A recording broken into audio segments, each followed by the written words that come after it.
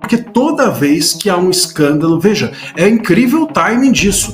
Toda vez que há um escândalo do governo, toda vez que tem uma questão em que o holofote da crítica está no governo ou no judiciário, vem uma acusação grave contra ou Bolsonaro, ou contra bolsonaristas, ou contra esse, ou contra aquele, enfim, sempre as mesmas pessoas acusando sempre as mesmas pessoas de sempre as mesmas coisas. Toda vez. É impressionante isso. Escândalo, toda vez que tem uma questão, toda vez que o holofote da crítica está no governo ou no judiciário, vem uma acusação grave contra ou Bolsonaro, ou contra bolsonaristas, ou contra esse, ou contra aquele, enfim, sempre as mesmas pessoas acusando, sempre as mesmas pessoas, sempre.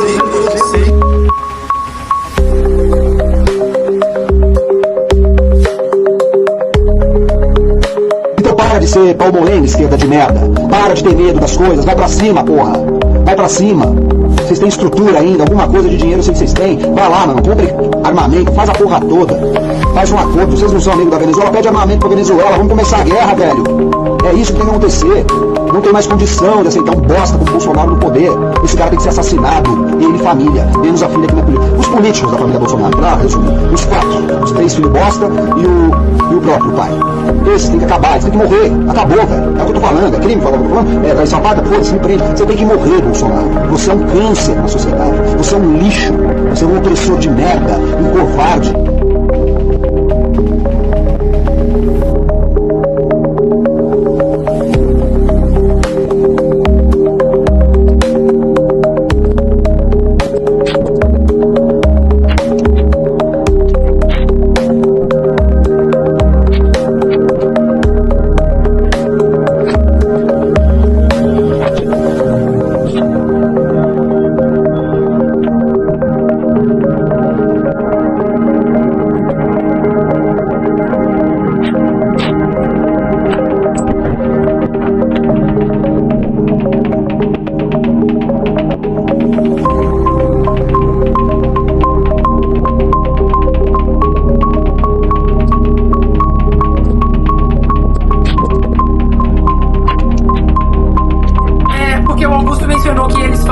Encontramos o que estava apagado no celular do Mauro Cid. Mas e as imagens do 8 de janeiro? Eles não conseguem encontrar essas imagens que foram apagadas? Eles não conseguem encontrar o que estava no celular do general G. Dias? Mas no celular do Mauro Cid eles encontram tudo que estava apagado? E quem mandou matar o presidente, então candidato Jair Bolsonaro, também não consegue encontrar nada? Não conseguem saber quem colocou o nome do Adélio Bispo na entrada da Câmara dos Deputados? Eles só encontram o que estava apagado no celular daqueles que eles querem derrubar de vez? Porque as cenas revoltantes que nós vimos do comportamento de deputados federais na comissão ao debater o projeto de anistia lá na Câmara, só tem 2 caminhos. Ou são ignorantes, imbecis, insensíveis, ou são mal intencionados de propósito mesmo. Porque não se sensibilizar com o que está acontecendo, com essa sensação de impotência que a doutora Carolina colocou aqui, é muita maldade no coração. Dá vontade de pegar e sacudir a corda. Que mundo você está vivendo? Por isso que eu me sinto muito bem representado pelo que disse aqui com todas as letras da doutora Carolina. Foi precisa, doutora, firme. E eu quero parabenizar todos os advogados em nome da senhora que estão trabalhando por cada um desses perseguidos políticos.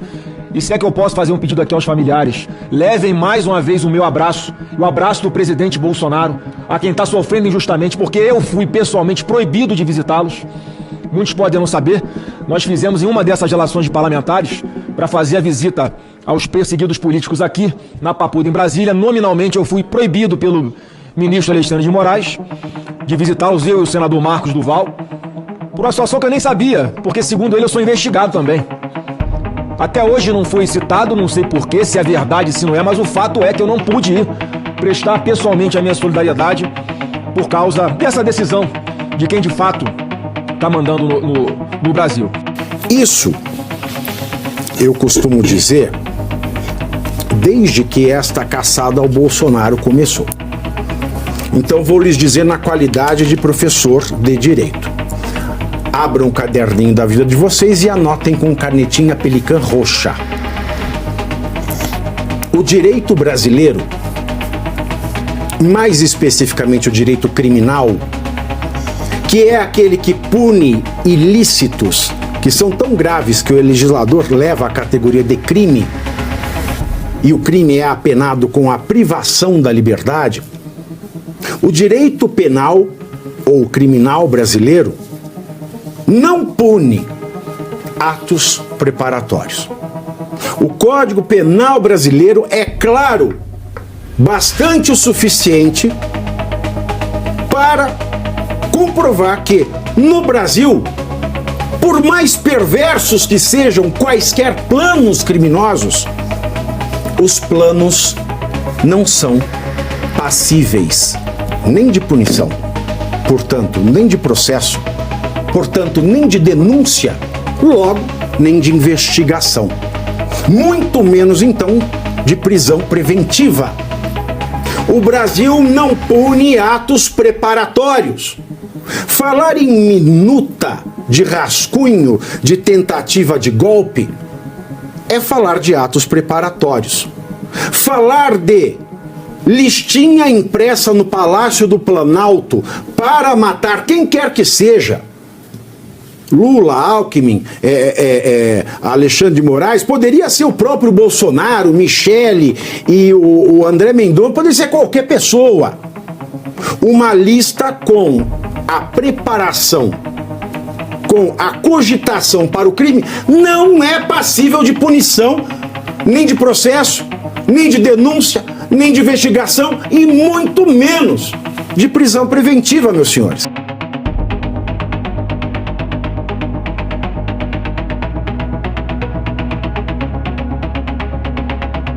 Luiz, eu vou precisar te interromper um pouquinho. A gente vai ao vivo ouvindo Eduardo Bolsonaro, deputado federal lá no Congresso Nacional. Vamos ouvir. E aí trata dos atos executórios como um crime grave, como assassinato, para realmente isso aí ser crime. Não pode a gente ficar ao sabor do que uma ou outra pessoa dentro aqui do Supremo Tribunal Federal entenda que possa ser crime ou não. Crime é o que está na lei, pelo amor de Deus. Código Penal, não existe crime sem lei penal anterior que o defina e nem pena sem prévia combinação legal. Só que há muita gente já saiu da política. Vamos prender então o jornalista da Folha que falou que desejava a morte de Jair Bolsonaro. Vamos prender a pessoa que fez a peça publicitária jogando bola com a cabeça do presidente Bolsonaro decapitado. É isso que a gente quer? É isso que vocês da imprensa querem, meu Deus do céu?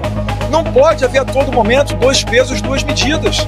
Isso é que tensiona o Brasil. Ninguém sabe, deputado aqui vai antes de falar na tribuna, tem que ficar pensando o que vai falar, porque pode um iluminado achar que aquilo ali era democracia, mesmo sem estar escrito em lei. Bom, tá aí, a gente viu um pouco da entrevista coletiva do deputado federal Eduardo Bolsonaro, fazendo ataques a jornalistas, por exemplo. Em dezembro de 2022, conspiradores planejaram e nada executaram, em Juiz de Fora. Em 6 de setembro de 2018, foi planejado e executado.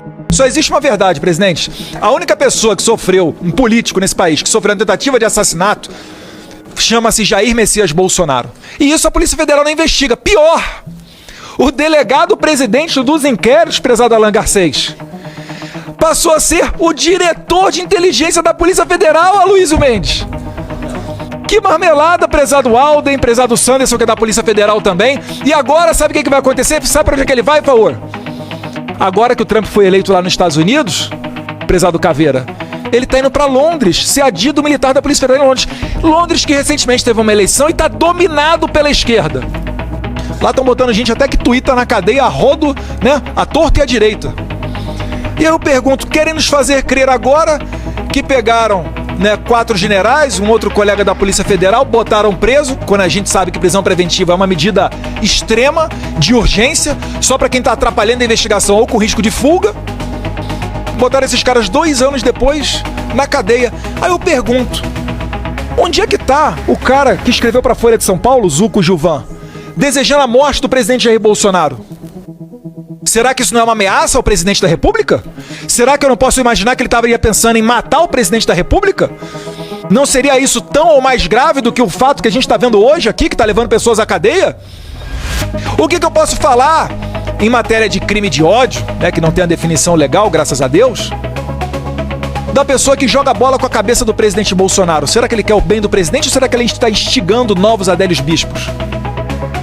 E Adélio Bispo foi um lobo solitário, né?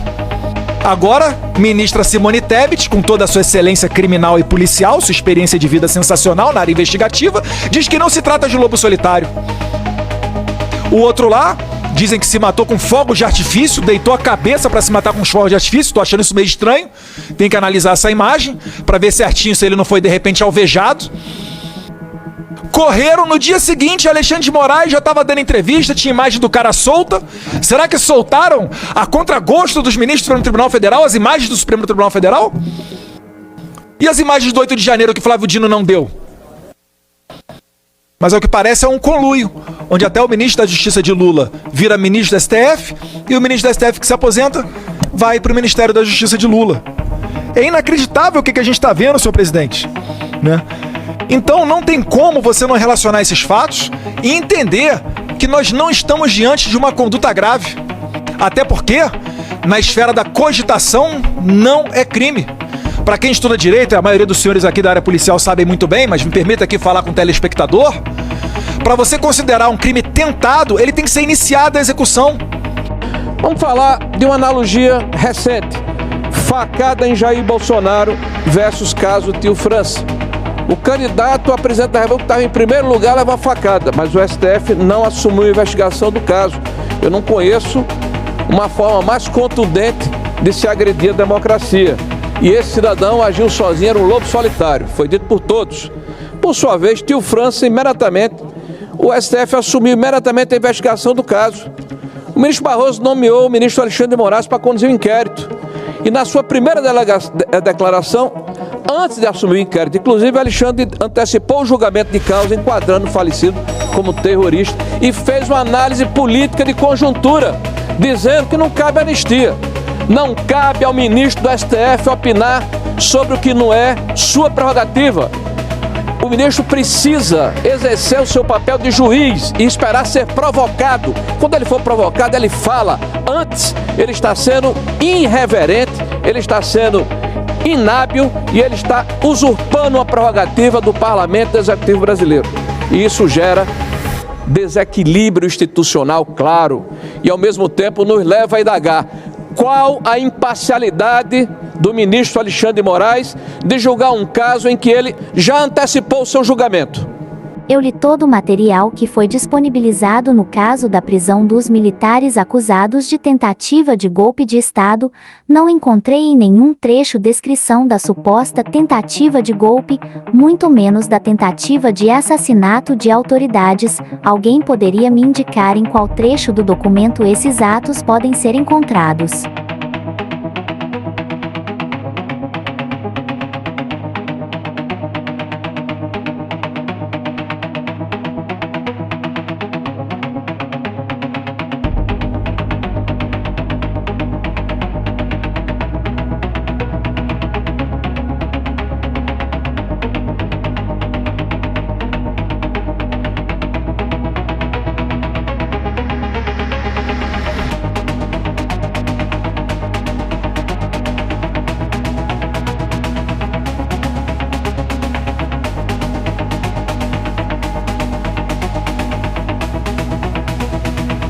Esses absurdos têm acontecido com alguma frequência em Brasília, o que é errado, o que é absurdo. E essa especulação de que o encontro tinha por objeto tratar dos casos criminais contra Bolsonaro faz todo sentido. A única razão para ver ministros do STF nessa avaliação de cenário é discutir os casos que estão em julgamento lá na corte. E aquele envolvendo Bolsonaro, ou aqueles do Bolsonaro, são hoje centrais. Além disso, essa reunião aí, secreta, foi composta pelo principal adversário político do Bolsonaro, pelo chefe da polícia que conduz as investigações, pelo procurador responsável por apresentar a denúncia e pelos juízes que vão julgar o caso, incluindo o próprio relator do caso. Todo mundo sabe que Lula é o principal adversário político de Jair Bolsonaro. Todo mundo sabe que Jair Bolsonaro está investigado em vários inquéritos do STF, todos relatados por quem? Por Alexandre de Moraes, também presente na reunião.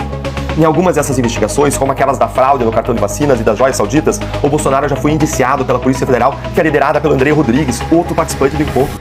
Gilmar Mendes e Cristiano Zanin são dois juízes que vão julgar o Bolsonaro no Supremo, enquanto Paulo Gonet vai decidir se vai apresentar denúncia contra o ex-presidente nesses casos em que ele é investigado.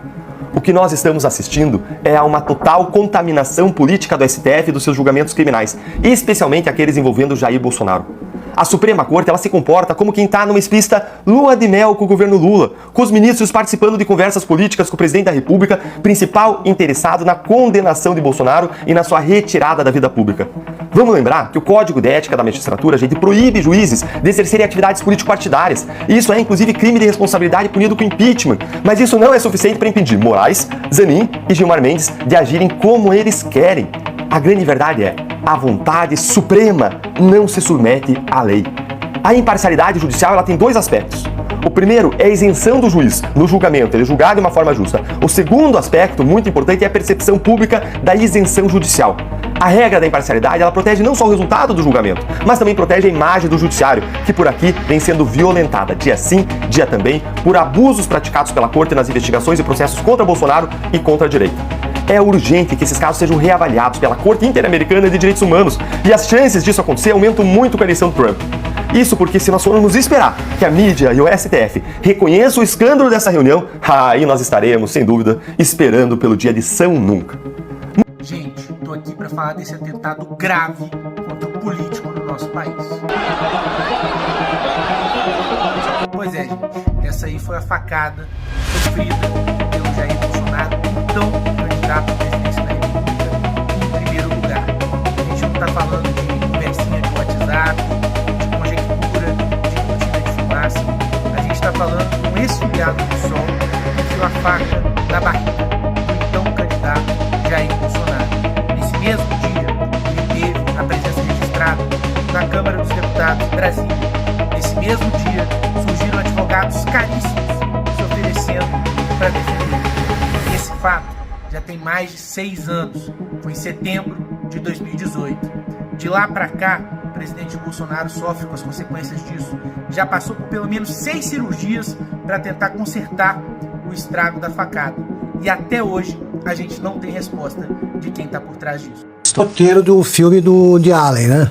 Continuação do Bananas. Porque é um roteiro completamente enlouquecido.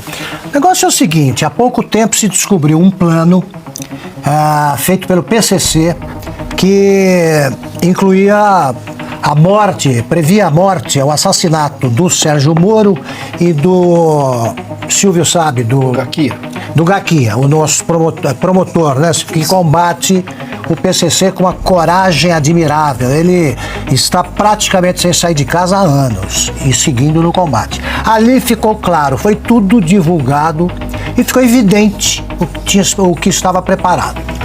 Por que não mostram tudo o que sabem? Por que não mostram? Peguem essas evidências e mostrem. Nós nunca negaremos a realidade. Se apresentarem provas, a gente está aqui para condenar. Ninguém aqui é golpista. Agora, de novo, vem o Cid, há pouco tempo ele me ligou querendo conversar. Só, eu nesses espaços que dão aí, que ele fica em liberdade. Eu agradeci a ele mais uma vez o fato dele organizar a live do Bolsonaro que a gente exibia no programa Pingos nos Is toda sexta-feira. Disse isso a ele, tá aí, você sente que é um homem destruído psicologicamente. Então agora, de novo vem a delação do Cid. Encontramos o que estava apagado. Mostrem ou parem com isso. Agora aqui põe, veja só, plano do Woody Allen por quê? Matar o Alckmin. Pra quê? Pra quê? Eles acham que o PT deixaria o Alckmin assumir? Nenhum vice que não seja do PT assume. É fora no dia seguinte, como foi com o Temer. Não tem o Alckmin não existe. Agora, matar o Alckmin já é um pouco exagerado. Né? Os outros vivem dizendo que são vítimas de ameaças, etc. Mostrem as provas e parem com coisas que só confundem o Brasil e tornam os tempos mais estranhos, para usar a expressão do Gilmar Mendes. Agora, parem com isso. E terminem, encerrem as investigações, mostrem tudo. Parem com esse sigilo. De novo, acontece o negócio numa hora adequada, eles não mostram as coisas pra gente.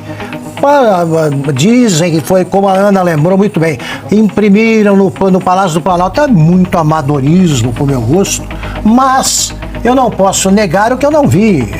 Eu tenho que saber. O que nós queremos é saber o que eles estão apurando. Por que tanto segredo? Eu tenho o direito de duvidar das versões que eles apresentam. Fala pessoal, senador Joyce aí falando. E sobre as ações hoje que ocorreram da Polícia Federal, na verdade, nada me tira da cabeça que estão requentando de novo o café. Primeiro foi a minuta do golpe, que ninguém sabe quem escreveu, não tinha assinatura de ninguém e queriam atribuir ao presidente Bolsonaro. Depois foi a tal da reunião ministerial, que ele deixou muito claramente que ele era contra qualquer intervenção que não fosse legítima e democrática. Ele falou isso na reunião, tá aí para quem quiser ver no YouTube. E agora, acabei de ler uma reportagem no Jornal Globo, dizendo que inclusive militares, uma ala mais extremada das Forças Armadas, estavam irritados quando o presidente falava sobre 4 linhas, inclusive xingando ele. 4 linhas é pontinho, pontinho, palavrões. Então o presidente Bolsonaro é um cara querido, foi o grande vitorioso das eleições agora de 2024, fez aí mais de 100 deputados do PL, fez vários senadores, né? Temos grandes perspectivas, fizemos agora prefeitos em diversas cidades do Brasil, muitas prefeituras, muitos vereadores, muitos vice-prefeitos. Isso tudo incomoda. Tem gente que não pode sair na rua, porque é vaiado, porque é ameaçado, porque é xingado. O presidente, onde vai, as pessoas tiram foto com ele. Antigamente as pessoas tiravam foto com ator de novela, com cantor. Hoje em dia tiram foto com políticos, servidores públicos, viraram aí pessoas queridas pela população, mas isso é só de um lado. Então, eu tenho certeza que o presidente Bolsonaro, a não ser que ele pensasse com a cabeça de Dilma Rousseff, ninguém em sã consciência vai fazer um golpe de Estado lá nos Estados Unidos, sei lá, 3 mil quilômetros, 5 mil quilômetros de distância, depois que sai da presidência da República. É muito simples o pensamento. Alguém que perde a eleição, quer fazer um golpe de Estado, que é comandante supremo das Forças Armadas, vai sair do poder, vai para os Estados Unidos para dar um golpe de Estado? Só se fosse um golpe planejado pela Dilma Rousseff, aí a gente esperaria uma ação assim. E outra coisa, em caso de golpe de Estado, desses pensamentos e dessas narrativas estúpidas que querem lançar contra o nosso presidente, é ele que continuaria na cadeira? Vocês já viram os golpes recentes? Pesquisa aí no Google. Gabão, Níger, Mali, todos os golpes militares são acompanhados de forças armadas, milícias ou até mesmo forças especiais, com tanque, com fuzil, com morte, com sangue, com destruição. Então, nós sabemos o que aconteceu em 8 de janeiro. Foi uma baderna que escalou e virou uma quebradeira, que agora estão condenando pessoas por pintar de batom uma estátua, que eu não concordo. Agora, me dizer que a mulher escreveu "perdeu o mané" numa estátua, estava querendo a abolição violenta do Estado de Direito, essas narrativas não pegam mais. Por isso que o Trump se elegeu com ampla maioria nos Estados Unidos, porque a mentirada, a imprensa, as narrativas não colam mais. Hoje as pessoas se atualizam pelas redes sociais, não estamos mais presos a um ou outro veículo de comunicação. Por isso que eles falam tanto em regulação de mídia social. Então, depois do inquérito de molestar baleia, do golpe de Estado do 8 de janeiro, da minuta do golpe e da reunião ministerial do golpe, agora é a Operação Punhal Verde e Amarelo. O nome até é bonito, interessante, né? Então, pessoal, não vamos cair em narrativa. Eu tenho certeza, eu conheço meu presidente, conheço o presidente Jair Bolsonaro, tenho um grande carinho e admiração pelo grande homem público e democrata que ele é. E tenho certeza que nada o atingiu até agora, porque se tivesse 1 milímetro, uma queixa, uma contundência em qualquer prova, vocês tenham certeza, já tinham prendido o nosso presidente Bolsonaro. Um forte abraço, Deus abençoe, tamo junto. Até ontem o governo Lula era uma chacota internacional pelo papel da primeira-dama, sobretudo, na reunião do G20. E pelo descontrole dela, apesar de até algumas demonstrações de incômodo do presidente Lula com o comportamento da sua companheira, a primeira-dama. Esse era o resumo. Aquele atentado, né, como eles costumavam chamar, ou preferiram chamar, mas enfim, o caso do suicídio em frente, ali na Praça dos Três Poderes, com fogos de artifício, não dava mais o que se pode chamar de pano para manga. Esse é o fato. De repente, do nada, em que o governo está nas cordas por causa de uma primeira-dama sem a menor noção de ridículo, inclusive, no dia seguinte vem toda essa investigação da Polícia Federal. Aí vamos aos fatos. A investigação da Polícia Federal é, como o nome diz, uma investigação. Investigação não é sentença condenatória, é só uma investigação. Requer muito mais para se chegar a qualquer ponto. E para isso eu preciso do foro adequado para julgamento de todas essas pessoas. Eventuais julgamentos. Será no Supremo Tribunal Federal? Por quê? Em que circunstância? Vamos lá. Seguindo um pouco mais. Além de por que o G20? Porque parte da imprensa internacional está aqui e que tinha essa imagem do governo Lula e está aqui a aproveitar que, olha, este governo está sendo perseguido por golpistas e tudo mais. De novo essa tese, mas vai se basear em quê? A ação em si, que se faça a investigação, não há o menor problema. Nunca aqui você ouviu que somos contrários a investigações, desde que sérias e por entidades de Estado, não órgãos que foram tomados, por exemplo, politicamente. Porque aí nenhuma investigação vai ter sequer o mínimo de credibilidade para ir adiante. E a população brasileira hoje tem sérias restrições, sejamos justos, porque são fatos, ao trabalho do Supremo Tribunal Federal, por todas essas ilegalidades que já foram comentadas aqui no assunto anterior, ao trabalho da Polícia Federal, que já foi, sim, considerada uma entidade heróica no país, recebida por aplausos, com aplausos efusivos da população do 7 de setembro, não é mais assim. Por quê? Porque, obviamente, se desviaram do que a Constituição lhes reserva, ou do que, obviamente, a lógica republicana reserva essas duas instituições. Sobre esse fato em si, a pergunta é, por que não aconteceu, então, esse golpe de Estado aventado? Por que, por exemplo, a tentativa de assassinato não se consumou? Quem não deu a ordem? E por que não deu essa ordem? Quem estava de fato no comando? Por que este que estava de fato no comando não deu o verbo que se usa nessa hora? Execute. Não foi. Nada aconteceu. E de novo, por que neste momento, especificamente? Ou seja, não adianta apontar decisões, conversas, enfim, se elas não foram, por exemplo, ao que se pode, a lei diz, claro, atos preparatórios não são puníveis no Brasil porque eles não são crime. Então nós temos uma série de perguntas que a Polícia Federal até o momento não responde. E vamos lá, só para concluir, Paula, houve aí o apontamento de um major como o sujeito que teria decidido abortar a operação. Se a Polícia Federal quer convencer os brasileiros que uma ação que teria envolvimento, como querem aí fazer supor na narrativa, o presidente da República, o candidato a vice na última eleição, ex-ministro da Defesa, ex-ministro da Casa Civil, ou seja, um general, inclusive, de Exército, o último posto do Exército Brasileiro, um major estaria no comando? Não. Aí é um pouco demais. Não, é tudo muito estranho, né? Tudo muito, muito esquisito. O Mauro Cid foi alvo de pesca probatória, pegaram o celular dele com o pretexto lá do negócio de cartão de vacina e tudo, e dali vem essa pressão desde então para ele entregar o tal golpe, né? A minuta, o planejamento e o golpe que estava sendo orquestrado ali pelos militares e o Bolsonaro.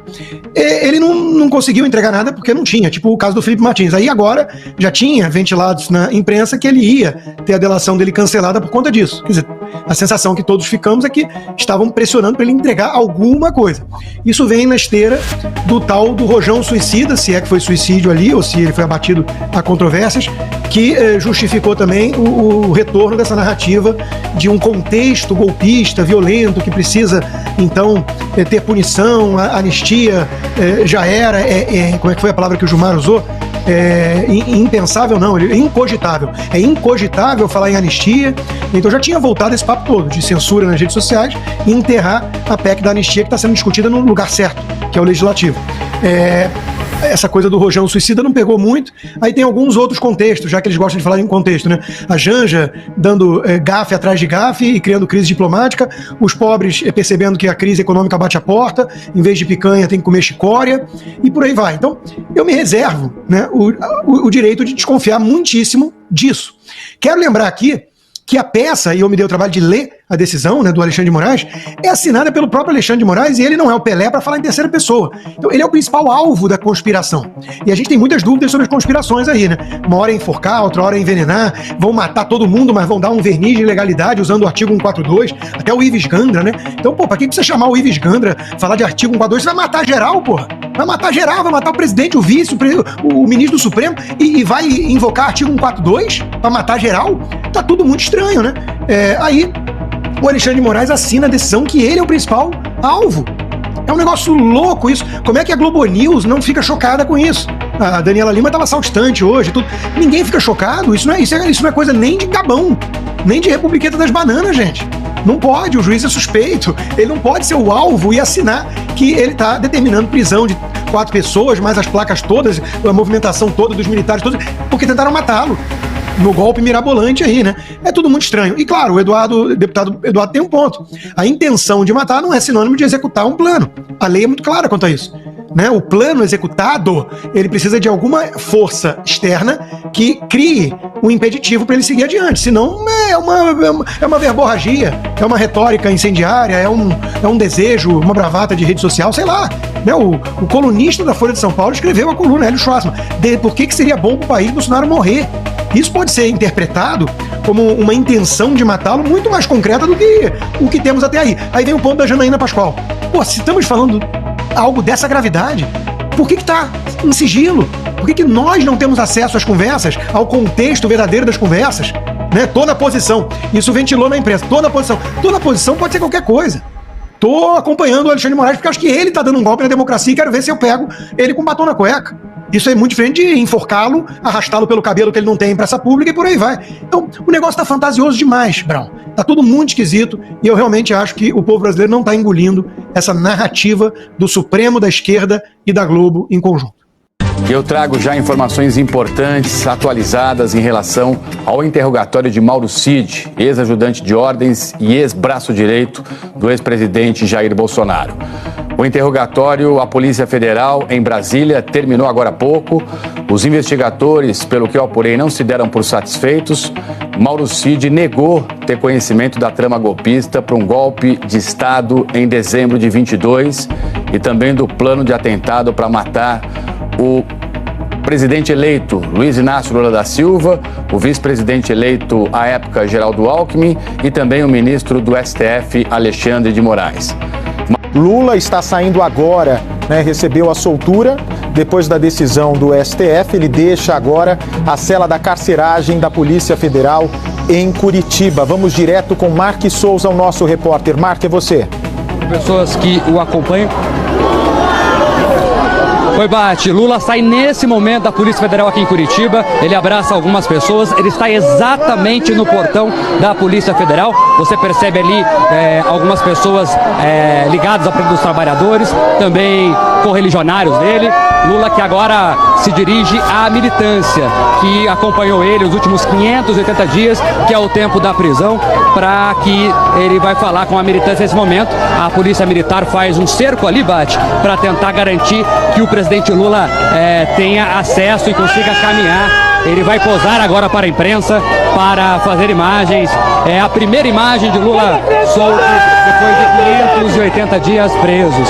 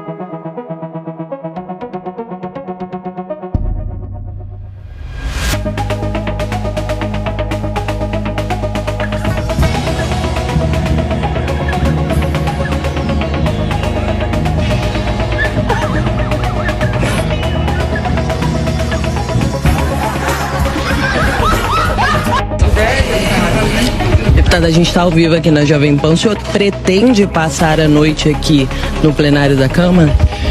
Olha, pretendo, mas isso não é o caso mesmo, que vocês têm que entender o que está acontecendo, gente. Pelo amor de Deus. Vocês fazem ideia do que está acontecendo? Explica. É muito claro. O ministro Alexandre de Moraes já desbordou todas as legalidades constitucionais e tem a mídia aplaudindo isso ainda, gente. Vocês não vão acordar, não? Vocês não estão vendo que é um único ministro fazendo um bando de atrocidade jurídica? Que qualquer aluno do primeiro período de direito sabe que está errado e vocês estão aplaudindo ainda? Vocês sabem o que está acontecendo? Vocês sabem o que vai acontecer daqui a 10 anos se houver essa escalada por uma única pessoa na corte? Ele tem 8 pedidos de impeachment, 9 com o que eu protocolizei hoje. Vocês sabem como que nasceu o inquérito 4781? Vocês têm ideia do que é?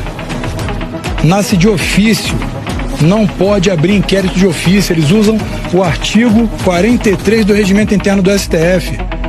Eles falam que o crime, quando é cometido nas dependências do Supremo, pode-se abrir um inquérito como qualquer tribunal, ok, concordo. Mas em acórdão eles confundem jurisprudência com dependência. Não tem nada a ver. Isso é pueril, isso é inepto. Qualquer um sabe que não existe esse tipo de interpretação jurídica. O regimento deles é diante da Constituição de 88, à luz da Constituição de 69. E eles não aplicam mais a lei, que é pátria, que é o Código Penal e Processo Penal. E tá todo mundo aplaudindo, gente. Ele tá prendendo o parlamentar por opinião. A letra de lei é taxativa. Não há interpretação. Qualquer imbecil sabe isso. Desculpem o termo. Quando tem como julgar ou como tem algum tipo de subjetivação na lei, você pode até interpretar dentro daquele limite. Agora o juiz Alexandre de Moraes, juiz, não, advogado paulistano catapultado ao cargo de ministro. Quando ele quer fazer a lei à maneira dele, ele preenche uma lacuna com o que ele entende. O magistrado, ele é inimigo do Brasil se ele não conseguir cumprir a lei que é positivada.